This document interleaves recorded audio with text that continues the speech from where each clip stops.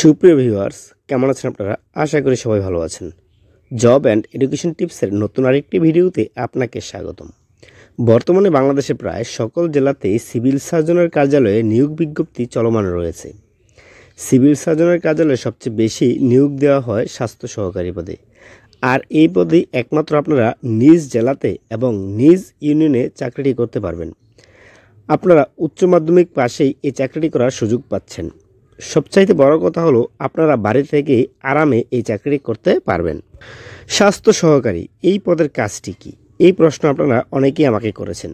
তো আপনাদের জানার আগ্রহকে গুরুত্ব দিয়ে আজকে আমি সম্পূর্ণ ভিডিওতে আলোচনা করব সিভিল সার্জনের কার্যালয়ে স্বাস্থ্য সহকারীর কাজ কি, একজন স্বাস্থ্য সহকারী কী কাজ করতে হয়।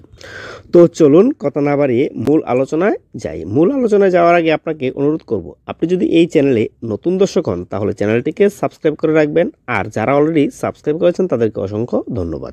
স্বাস্থ্য সহকারী স্বাস্থ্য বিভাগের একটি গুরুত্বপূর্ণ অংশ, যারা এপিআই টিকাদান কার্যক্রম পরিচালনা করে থাকেন।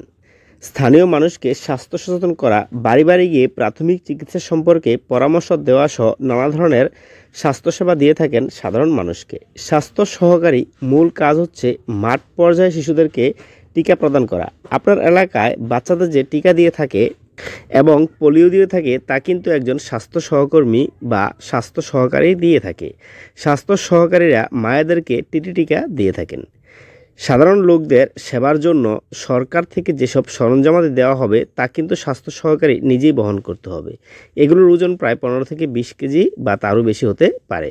স্বাস্থ্য সহকারীরা মোটামুটি শ্রম দিয়েই কাজ করে থাকে। মা ও শিশুকে 10টি রোগের হাত থেকে বাঁচতে টিটি টিকা দিয়ে থাকে স্বাস্থ্যকর্মীরা বা স্বাস্থ্য সহকারীরা। প্রতি বছর শিশুদেরকে টিকা দেওয়ার পাশাপাশি 5 বছরে একবার শিশুদেরকে পোলিও ও ভিটামিন ই ক্যাপসুল খাওয়ানো হয়। এই কাজটিও করে থাকে আপনার ও আমার এলাকায় যে স্বাস্থ্য সহকারী আছে সে। একইভাবে আপনিও যদি এই চাকরিটি পান তাহলে আপনাকেও সেম কাজটি করতে হবে। 2 বছরের কম সকল শিশুকে কৃমি ট্যাবলেট খাওয়ানো হয়। বাড়ি বাড়ি গিয়ে সন্তান সম্ভাব্য মায়েদেরকে বিভিন্ন পরামর্শ দিয়ে থাকেন একজন স্বাস্থ্য সহকারী। মোট কথা, বাংলাদেশের প্রতিটি এলাকাতে টিকা প্রদান সহ নানাবিধ স্বাস্থ্য সম্পর্কে পরামর্শ দিয়ে থাকেন এই স্বাস্থ্য সহকারীরা। তো মোটামুটি একজন স্বাস্থ্য সহকারী এই কাজগুলোই করে থাকেন। আশা করি আপনাদেরকে বোঝাতে সক্ষম হয়েছি। প্রিয় চাকরি প্রত্যাশী ভাই বোনেরা, একজন স্বাস্থ্য সহকারী এই কাজগুলোই করে থাকে। যদি ভিডিওটি ভালো লেগে থাকে তাহলে একটি লাইক দিয়ে ভিডিওটি শেয়ার করে দিবেন। তো আজকের মতো বিদায় নিচ্ছি।